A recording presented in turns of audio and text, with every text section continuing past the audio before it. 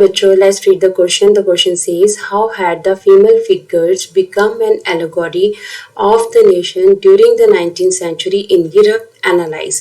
Question में हमसे कहा जा रहा है कि फीमेल फिगर्स, ठीक है, कैसे 19th सेंचुरी में कैसे जो है वो एलोगरी बने और इन्होंने अलग अलग नेशंस को जो है वो रिप्रेजेंट किया। तो हमें उन फीमेल फिगर्स के बारे में बताना है कि कैसे वो एलोगरी बनी, कैसे उन्होंने पर्सोनिफिकेशन किया नेशंस का, कब की कौन सी टाइम के ऊपर 19th सेंचुरी में यूरोप में हमें एनालाइज करना है, इसको हमें बताना है।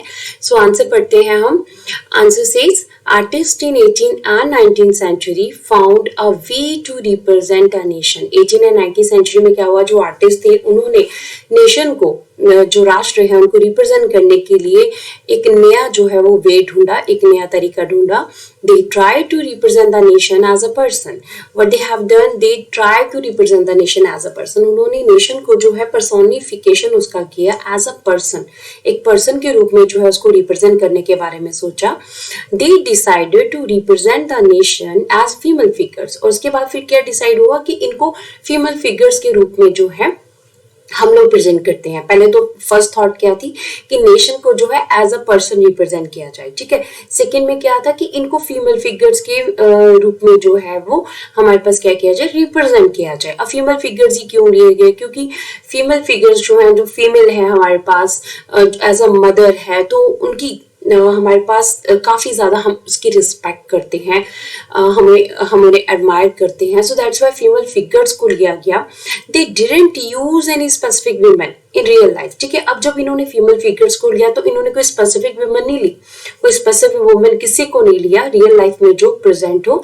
They used female figures to give the abstract idea of the nation in a concrete form। देखिए, अब उन्होंने फीमेल को एज एन एलोगरी तो चुना, पर्सोनिफिकेशन के लिए तो उन्होंने सिलेक्ट जरूर किया, बट उन्होंने यहाँ पे एक चीज क्या थी कि उन्होंने जब अपने थॉट को रिप्रेजेंट किया, कॉन्क्रीट फॉर्म में दिया, तो that was not the real one.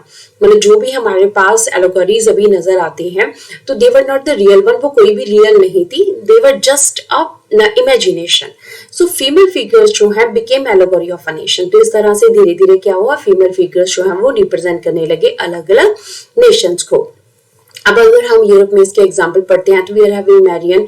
So it became the allegory of France during the French revolution. French revolution के अगर हम सिंबल्स की बात करें तो सिंबल्स में आपने मैरियन को देखा होगा, वो अपने अलग अलग जो है सिंबल्स के साथ है, तो प्रेजेंट कर रही है फ्रांस के नेशन को। And Germania to represent the Germany German unification. German unification के टाइम के ऊपर जर्मानिया को यूज किया गया था, पर्सोनिफिकेशन किया गया था, एलोगरी यूज किया गया था, ताकि पेश कर सके वो नेशंस को, रिप्रेजेंट कर सके, नेशनलिज्म फीलिंग को लोगों के बीच में उसको जगा सके।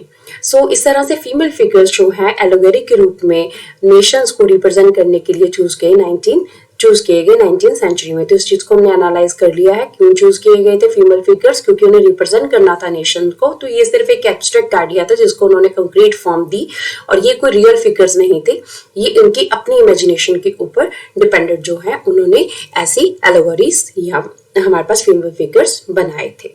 Hope so you understood the question and as well as the answer. Thank you.